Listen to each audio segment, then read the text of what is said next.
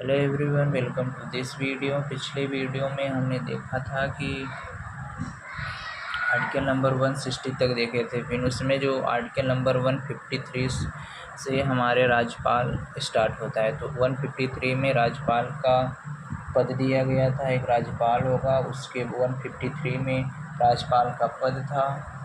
154 में आपका कार्यपालिका औपचारिक प्रधान होता है। आर्टिकल नंबर 155 में इसकी नियुक्ति की राष्ट्रपति करता है और इसका कार्य फिर 156 में कार्यकाल होता है। तो इसका कार्यकाल कोई निश्चित कार्यकाल नहीं होता, लेकिन 5 साल के लिए मैंडेटरी तौर पे बनाया जाता है। इसके पहले भी राष्ट्रपति से हटा सकता है।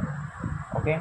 फिर आर्टिकल नंबर 157 में इसकी योग्यता दी, ये 35 साल की एज होनी चाहिए और उसी राज्य का नहीं होना चाहिए, और 35 साल की एज होनी चाहिए और भारत का नागरिक होना चाहिए। और आर्टिकल नंबर 158 में क्या दिया है, शर्तें दी गई हैं। शर्तें में आपका जो क्या बोलते हैं, शर्तें मतलब उसी राज्य का नहीं होना चाहिए, पागल व दिवालिया न हो। आर्टिकल नंबर 159 में शपथ, तो राज्यपाल को शपथ हाईकोर्ट दिलाता है और राज्यपाल त्यागपत्र किसको देता है, राष्ट्रपति को ही देता है। ओके, इतना चीज़ हो गया आपका। और आर्टिकल नंबर 160 में जो संविधान में नहीं है, यह कभी भी इमरजेंसी के तौर पर बनाया जा सकता है। अब हम बात करते हैं आर्टिकल नंबर 161 में। आर्टिकल नंबर 161 आपके इसमें राज्यपाल की शक्ति, राज्यपाल की जो शक्ति है उसे माफ़ करने की क्षमादान की शक्ति। तो राज्यपाल की क्षमादान की शक्ति, क्षमादान की शक्ति क्या है राज्यपाल की, ये सब कुछ माफ़ कर सकता है, बस फांसी तथा कोर्ट मार्शल। कोर्ट मार्शल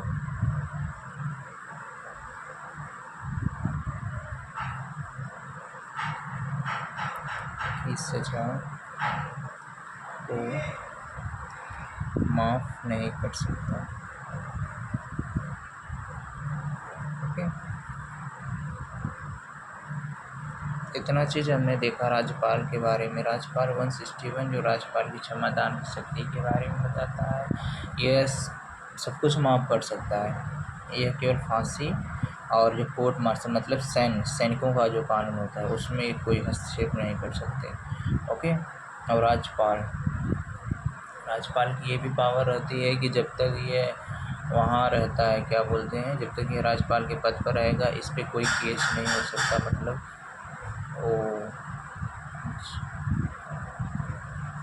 ज़मीन वाला केस नहीं हो सकता। ओके, ज़मीन वाला केस हो सकता है, लड़ाई झगड़ा वाला केस नहीं हो सकता।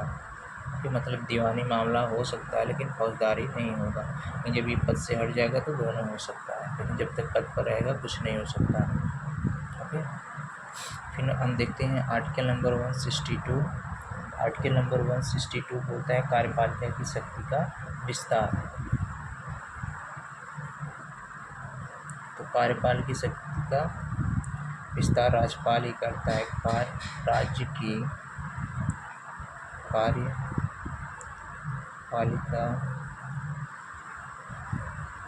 शक्ति का विस्तार राज्यपाल ही करेगा।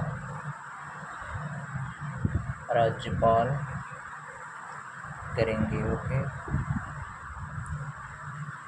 ये हो गया आपका आर्टिकल नंबर 163। आर्टिकल नंबर 163 क्या बोलता है, मंत्रिपरिषद के बारे में।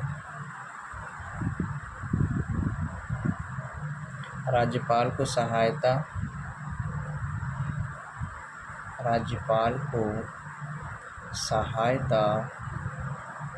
सहायता एवं सलाह के लिए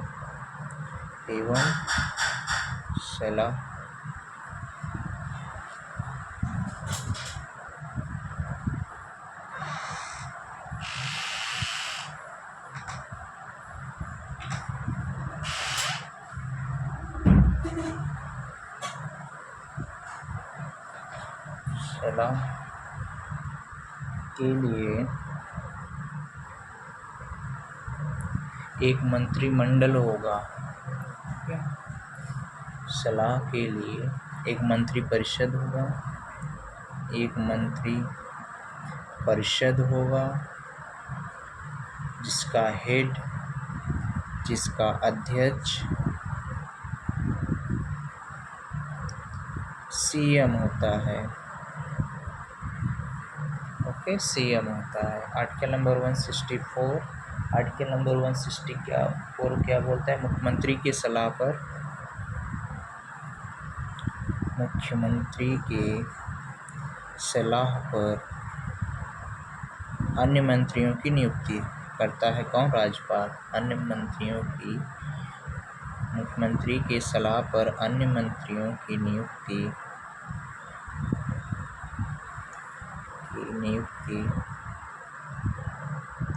राज्यपाल करता है। आपका राज्यपाल करता है। ओके, ये हो गया। अब आर्टिकल नंबर 165 में आपका एडवोकेट जनरल, वहाँ पर हमने देखा था 176 में आपका अटॉर्नी जनरल, और स्टेट में 165 में एडवोकेट जनरल।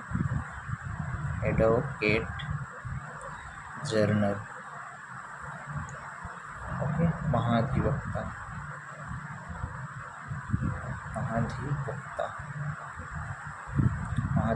होता है। ओके, ये हो गया आपका। तो ये हो गया आपका।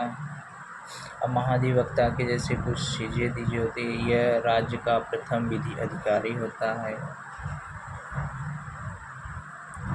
राज्य का प्रथम विधि अधिकारी होता है। ओके,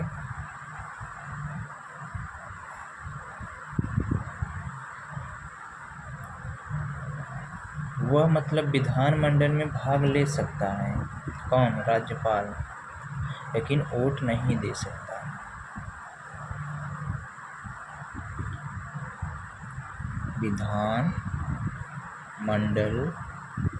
विधानमंडल की कार्रवाई में भाग ले सकता है, लेकिन वोट नहीं दे सकता।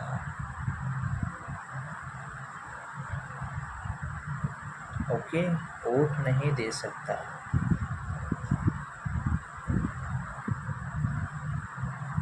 इसकी योग्यता जो है ना,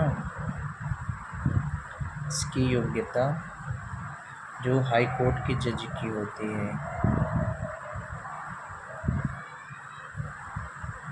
कि जज के बराबर, इसकी योग्यता हाई कोर्ट के जज के बराबर। तो हमने आज देखा आर्टिकल नंबर 161 आपका क्या है? 161 में राज्यपाल की क्षमादान की शक्ति, ये मार्शल और फांसी को माफ़ नहीं कर सकता। 162 में क्या दिया हुआ है? 162 में कार्यपालिका की शक्ति का विस्तार राज्यपाल ही करेगा। 163 में क्या दिया हुआ है? कि राज्यपाल की सहायता एवं सलाह के लिए एक मंत्री परिषद होगा जिसका अध्यक्ष सीएम होता है। 164 में मुख्यमंत्री की सलाह पर राज्यपाल अन्य मंत्रियों की नियुक्ति करता है। 165 में हमने देखा कि एडवोकेट जनरल के बारे में दिया गया है। Okay, thank you.